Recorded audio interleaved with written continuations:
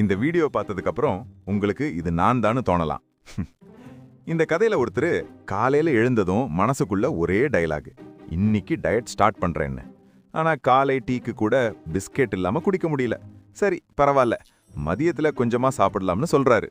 அப்புறம் என்ன, சாம்பார், ரசம், பொரியல், அப்பளம், தயிர், அதுக்கு மேல சாப்பாடு வேஸ்ட் ஆகக்கூடாதுன்னு இன்னொரு ரவுண்டு. சாயங்காலம் ஃப்ரெண்டு கேட்குறான், வாங்கடா பஜ்ஜி சாப்பிடலாம்னு.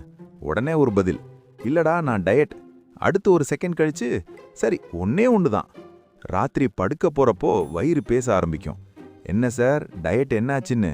அப்போ கடைசி டயலாக் வரும் பாருங்க, நாளையிலிருந்து கண்டிப்பா டயட். அந்த நாளை தான் இன்னும் நாம எல்லாரும் எதிர்பார்த்துட்டே இருக்கோம். இந்த கதையை கேட்கும்போது உங்களையோ உங்க ஃப்ரெண்டையோ ஞாபகம் வந்தா ஒரு லைக் போடுங்க, ஷேர் பண்ணுங்க, சப்ஸ்கிரைப் பண்ண மறக்காதீங்க.